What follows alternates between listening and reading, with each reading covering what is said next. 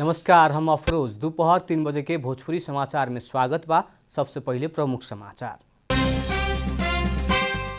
चैत 24 गते बीएफए के बैठल मंत्री परिषद बैठक के निर्णय सार्वजनिक। दूरसंचार कंपनी लिमिटेड के प्रबंध निर्देशक में सुनील पौडेल नियुक्त। नेकपा एकीकृत समाजवादी शनिचर के राजधानी में शक्ति प्रदर्शन कर रहा। प्रतिगमनकारी विरुद्ध सड़क में आवेला नेता कार्यकर्ता से आह्वान। महानगर के प्रमुख में कांग्रेस के सहयोग ना होगी तो परिणाम फरक होके के कांग्रेस चितवन के सभापति खनाल के दावी। माओवादी से पैंचा तिरे पड़े की जिकिर।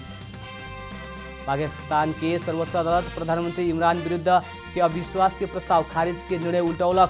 प्रस्ताव आगे बढ़ावला भी आदेश। इंडियन प्रीमियर लीग आईपीएल टी20 क्रिकेट में आज एगो खेल हो रहा। पंजाब किंग्स आ गुजरात टाइटन्स भिड़ रहा।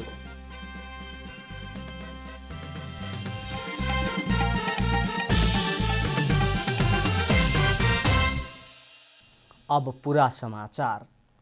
सरकार नेपाल दूरसंचार कंपनी लिमिटेड के प्रबंध निर्देशक में सुनील पौडेल के नियुक्त कैले बा। चैत 24 गते बीफे के बैठल मंत्री परिषद के बैठक से नेपाल दूरसंचार कंपनी लिमिटेड के प्रबंध निर्देशक में सुनील पौडेल के नियुक्त कैलक हा। सुख के मंत्री परिषद के निर्णय सुनावत संचार सूचना तथा प्रविधि मंत्री एवं सरकार के प्रवक्ता ज्ञानेन्द्र बहादुर कार्की सरकार हेटौडा सीमेंट उद्योग लिमिटेड के महाप्रबंधक में वसंत कुमार पांडे के नियुक्त कैल भी बतौले बानी। वैसे ही सरकार बूढ़ी गण्डकी जल विद्युत आयोजना संबंधी नेपाल सरकार मंत्री परिषद के मिति 2075/65 के निर्णय खारिज कैले बा। प्रवक्ता कार्की सरकार से श्रम अदालत के अध्यक्ष पद में उच्च अदालत विराटनगर ओखलढुंगा इजलास के न्यायाधीश वासुदेव आचार्य के तोकल बतौले बानी।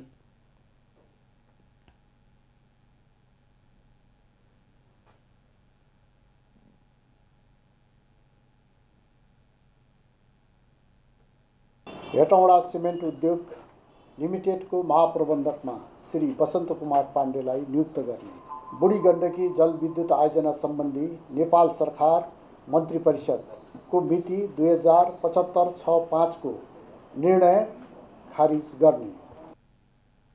प्रवक्ता कार्की सरकार ज्येष्ठ नागरिक सबके विशिष्ट प्रकार के स्वास्थ्य सेवा उपलब्ध करावे के खातिर विशेषज्ञ सेवा सहित एक ज्येष्ठ नागरिक अस्पताल स्थापना करे के सैद्धांतिक सहमति प्रदान करे के निर्णय भी कैल बतौनी। नेकपा एकीकृत समाजवादी शनिचर के राजधानी में शक्ति प्रदर्शन करे के भइल बा। स्थानीय निर्वाचन के पूर्व संध्या में उ कार्यक्रम करे लागल हुए। नेकपा एकीकृत समाजवादी काठमाडौँ के आयोजना में होखे लागल खुला सभा में पार्टी के अध्यक्ष माधव कुमार नेपाल लगायत शीर्ष नेता सब संबोधन करे के कार्यक्रम रहल बताओल गइल बा। पार्टी कार्यकर्ता और आम नागरिक के थप उत्साह जगाव के उद्देश्य से शक्ति प्रदर्शन करे लागल पार्टी के काठमाडौँ जिल्ला अध्यक्ष कुसुम कार्की जानकारी देहने। प्रतिगमनकारी पार्टी से विद्रोह कैला बाद देशव्यापी रूप में वृद्धि हो रहा संगठन विस्तार से आम कार्यकर्ता नागरिक सब में बहुत ही उत्साह हौसला बढ़ल अध्यक्ष कार्की के दावी बा।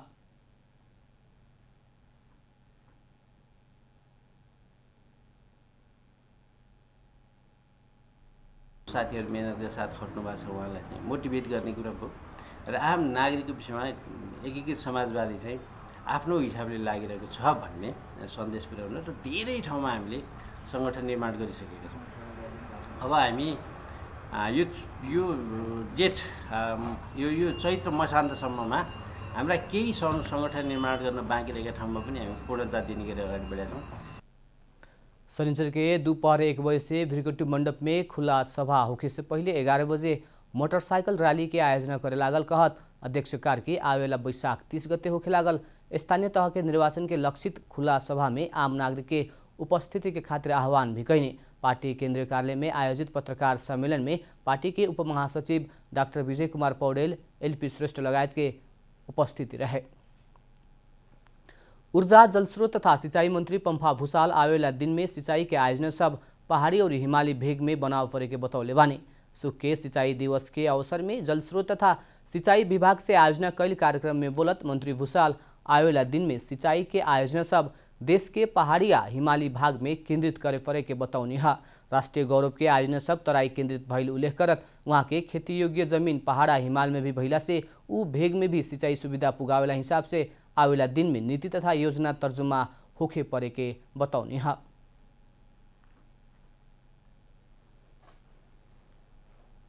हाम्रो उर्वरा जमिन एकदम घनीभूत ढङ्गले तराई मधेस हो हाम्रा सबै राष्ट्रिय गौरव लगायतका आयोजनाहरू तराई केन्द्रित छन्। तर फेरि उर्वरा जमिन पहाडमै छ, हिमाली भेगमा नि छ।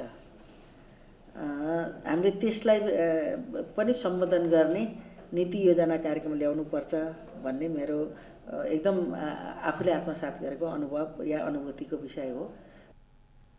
मंत्री भूषाल देश में आर्थिक तरलता की स्थिति भइला पर भी आर्थिक संकट ना रहल बतौनी। वहाँ के श्रीलंका के अवस्था जैसन होखी की कह के अतिरंजित कैल बतौनी। वहाँ के आयातित वस्तु के प्रयोग ना करके अपने देश में उत्पादित वस्तु के प्रयोग करे में जोड़ देहनी। अहिले देशमा अलिकति आर्थिक तरलताको स्थिति कतै सङ्कट हो कि कतै श्रीलङ्का हो कि भनेर अलि अतिरञ्जित अतिशयोक्ति गर्ने पनि छ। हिजो पनि हामीले क्याबिनेटमा छलफल गरेका थियौँ। त्यतिको त छैन मान्छेले चर्चा गरे जस्तो। हाम्रो तरकारी फलफुल या खाद्यान्नमा चाहिँ हामीले हाम्रा भरपुर भएका हामीले आफूले नमुना बन्यौँ भने न अर्को बन्ने हो। त्यो ढङ्गले चाहिँ भरपुर चाहिँ उपभोग गर्ने कल्चर गऱ्यौँ भने एक व्यक्ति गरेर नै हामी 3 करोड पुग्ने हो। वहाँ के कृषि में आत्मनिर्भर पर्यटन जलविद्युत के विकास भइला पर ही देश में आर्थिक समृद्धि होखे के बतौनी। भोजपुरी समाचार में अब छोट विश्राम।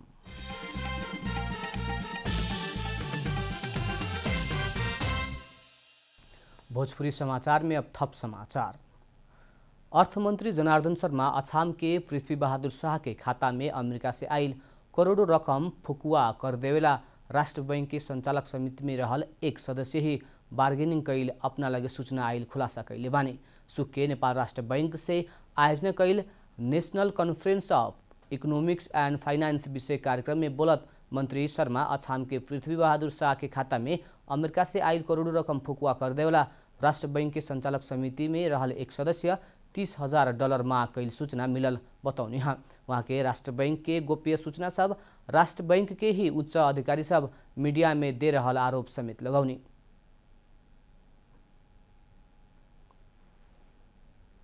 कतिपय सूचनाहरू हुन्छन् रिपोर्ट गर्नुपर्ने रिपोर्ट हुँदैन। बदमासी भइरहेको हुन्छ। एउटा सञ्चालक समितिले बार्गेनिङ गरेको सुनेको छु, आधिकारिक कुरा थाहा छैन मलाई। $30,000 चाहियो भनेर बार्गेनिङ गरेको सञ्चालक समिति सदस्यले। अनि त्यसै सञ्चालक समिति सदस्यले अनि राख्छन्। यहाँ हुन्छ हाम्रो पारदर्शिता हुन्छ। वैसे ही अर्थमंत्री शर्मा नेपाल आ श्रीलंका बीच तुलना होके ना सके के बतौनी। वहाँ श्रीलंका आ नेपाल के ऋण के उत्पादन क्षेत्र विदेशी लगानी आ ऋण सहायता के बाद देखला से तुलना होके ना सके के बतौनी। मंत्री शर्मा अभी कुछ आमदनी सब आदमी सब नेपाल के श्रीलंका बनावे के खोजल भी अपना सब उ सब के सपना पूरा करे ना देवे के बतौनी। नेपाल र श्रीलङ्काको तुलनै हुन सक्दैन। हाम्रो ऋणको कुराले हेर्नुहोस्, हाम्रो उत्पादन क्षेत्रको कुराले हेर्नुहोस्, हाम्रो विदेशी लगानीको कुराले हेर्नुहोस्, ऋण सहायताको कुराले हामीले हेरौँ, त्यो तुलना हुने कुरै छैन। वैसे ही मंत्री शर्मा देश के अर्थतंत्र में रूसा यूक्रेन बीच के युद्ध के कारण थप समस्या आयल स्वीकार कैने। वहाँ दू देश बीच के युद्ध स्रोत केंद्रित भइला से भी विश्व अर्थतंत्र में प्रभाव पड़ल बतौनी। नेपाली कांग्रेस चितवन के सभापति राजेश्वर खनाल महानगर के प्रमुख में कांग्रेस के सहयोग न कैला पर परिणाम सोचे से फरक होके के बतौले बानी। बीतल स्थानीय निर्वाचन में नेकपा माओवादी केंद्र के सहयोग कैल कहत ई बेर कांग्रेस के नेतृत्व में सहयोग करला आग्रह कैनी। सभापति खनाल समूह भीतर से निर्देशन करके कार्यकर्ता के नियंत्रण करे के खोजला पर परिणाम फरक होके के बतौनी। एह बेर कांग्रेस के बारे में भी सोचेला पार्टी के नेता सबके आग्रह कैनी। वहाँ के कार्यकर्ता सबके केंद्र से निर्देशित करे सकला पर भी हाथ पकड़ के वोट गिरावे ना सके के बतावत ऐसे निर्वाचन के नतीजा सोचे से फरक हो सके के बतौनी। कार्यकर्ताको लेभलमा रहेका मानिसहरूलाई केन्द्रीय नेतृत्व निर्देशित गर्न सकिन्छ, तर मतदाताको हात समाएर मत हाल्न सकिन्न। तसर्थ यो रिजल्ट भोलि नेगेटिभ आयो भने त्यसपछिको हाम्रो सोच, हाम्रो दृष्टिकोण, हाम्रो गठबन्धन कहाँ पुग्ने हो त्यसबारे म नेताहरूले पुनर्विचार गर्न पनि म विशेष आग्रह गर्न चाहन्छु। हाम्रो चितवनसँग विशेष गरी नेपाली कांग्रेससँग हाम्रो अहिले 2वटा सम्बन्ध जोडिएको छ। खनाल नेपाली कांग्रेस पार्टी भरतपुर महानगरपालिका के प्रमुख ना छोड़े के भी बतौनी। 2074 साल के अपन पार्टी माओवादी केंद्र के सहयोग कैल आ ओकर पैंचा अब नेपाली कांग्रेस के माओवादी से तिरे पड़े के जिक्र कैने। वहाँ के महानगर पालिका के प्रमुख पद में नेपाली कांग्रेस के दावी रहे के आ बाकी पद में गठबन्धन बीच में तालमेल करे के जनौने ह। गठबन्धनको मूल्य र मान्यता के हो? मैले बुझे अनुसार यसको सैद्धान्तिक या व्यवहारिक पक्ष भनेको आरोप हो। 74 मा हामीले सहयोग गर्यौं, 79 मा तपाईले सहयोग गर्नुहोस्।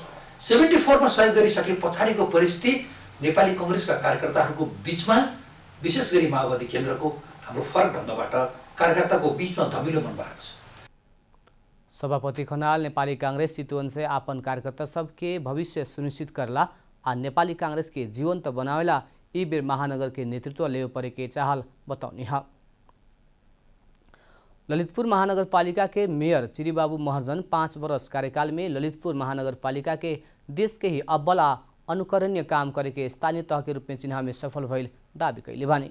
वहाँ के पत्रकार सम्मेलन में अपन 5 वर्ष कार्यकाल में ललितपुर महानगरपालिका के देश के ही अव्वल और अनुकरणीय काम करे के स्थानीय तह के रूप में चिन्ह में सफल भइल बतौले बानी। मेयर महर्जन 5 वर्ष में महानगर से पारित कुल 23 अरब 52 करोड़ 81 लाख 48,981 बजट में 13 अरब 33 करोड़ 83 लाख 53,894 बीतल फागुन मसान तक खर्च भइल जानकारी देहनी है। वहाँ के 5 वर्ष में महानगरपालिका 7 अरब 76 करोड़ 44 लाख 48,214 राजस्व संकलन कैल बताउने। पूर्वाधार निर्माण में 5 वर्ष की अवधि में अस्फाल्ट कंक्रीट सहित के 32 किलोमीटर सड़क निर्माण संपन्न भइल कहत मेयर महर्जन सड़क निर्माण में ऐतिहासिक सफलता प्राप्त कैल जिक्र कैनी।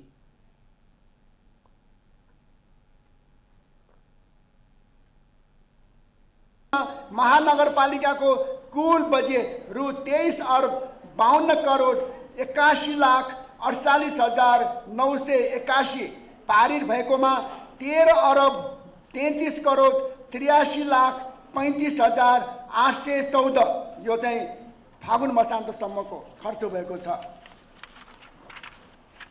राजस्वतर्फ जम्मा 7 अरब 76 करोड 44 लाख 48,214 सङ्कलन भई निम्न बमोजिमका उपलब्धिहरू हासिल भएका छन्।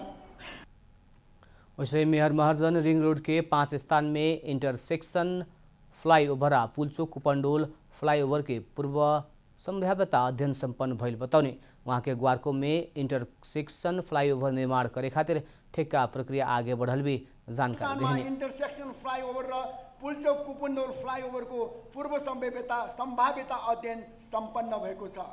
उक्त योजना प्राविधिक सामाजिक र वातावरणीय पक्षबाट सम्भाव्य देखिएको तथा आर्थिक सम्भाव्यतामा ठूलो लगानी गर्नुपर्ने प्राविधिक प्रतिवेदन प्राप्त भएकाले संघीय सरकार सडक विभागलाई पत्राचार गरिएको र सो अनुरोधका आधारमा सडक विभागले चरणबद्ध रूपमा हाल ग्वारकोमा इंटरसेक्शन फ्लाईओवर निर्माण गर्न ठेक्का प्रक्रिया अगाडि बढाइसकेको छ।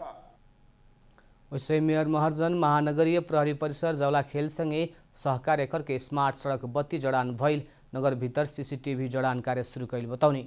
महानगरपालिका भीतर के 81,000 घरधुरी के सड़क संजाल में आधारित घर नंबर वितरण कैल भी बताउने। अब आर्थिक समाचार।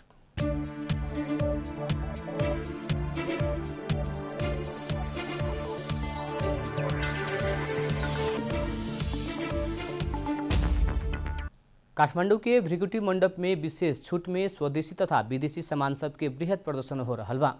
चैत 23 गते से 27 गते तक संचालन होखे लागल स्टॉक स्वदेशी तथा विदेशी सामान सबके वृहद प्रदर्शनी में विशेष छूट सहित ऑफर के व्यवस्था भी कहल गल बा।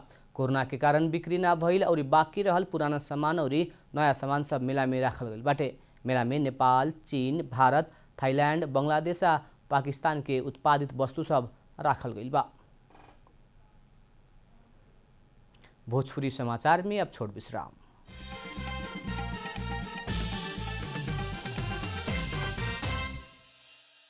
भोजपुरी समाचार में अब अंतर्राष्ट्रीय समाचार। पाकिस्तान के सर्वोच्च अदालत प्रधानमंत्री इमरान खान विरुद्ध के अविश्वास के प्रस्ताव खारिज के निर्णय उल्टौले बा। सही संसद विघटन करे के निर्णय भी बदर कर देले बा। ऐसे ही खान विरुद्ध संसद में अविश्वास प्रस्ताव में मतदान के रास्ता खुलल बाटे। सर्वोच्च पुनर्स्थापित संसद में प्रधानमंत्री खान विरुद्ध दर्ता भइल अविश्वास प्रस्ताव आगे बढ़ाव खातिर भी आदेश देले बा। सर्वोच्च शनिचर के ही अविश्वास प्रस्ताव पर मतदान करे खातिर भी आदेश देहले बा। बीतल इतवार के प्रधानमंत्री खान विरुद्ध के अविश्वास प्रस्ताव खारिज कैला बाद वहाँ के संसद विघटन करे खातिर सिफारिश कैले रहनी। उनकर सिफारिश में राष्ट्रपति संसद विघटन कैले रहनी। अब खेलकूद समाचार।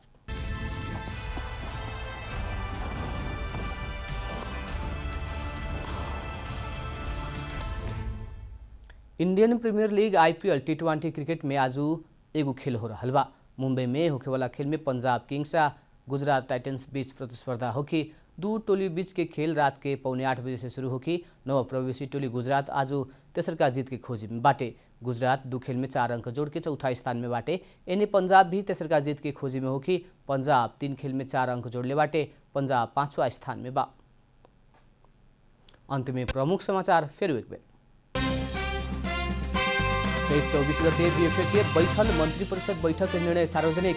दूरसंचार कंपनी लिमिटेड के प्रबंध निर्देशक में सुनील पौडेल नियुक्त।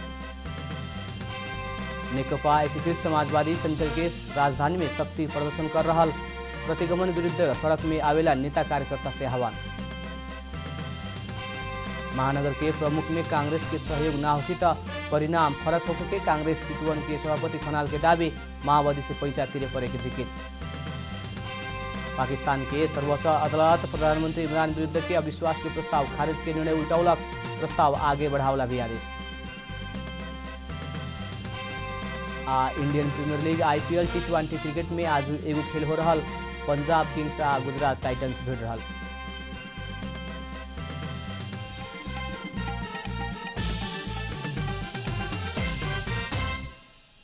भोजपुरी समाचार अभी खातिर इतना ही। जनता द्वारा जनता खातिर प्रसारित जनता टेलीविजन देखत रहें। प्रणाम।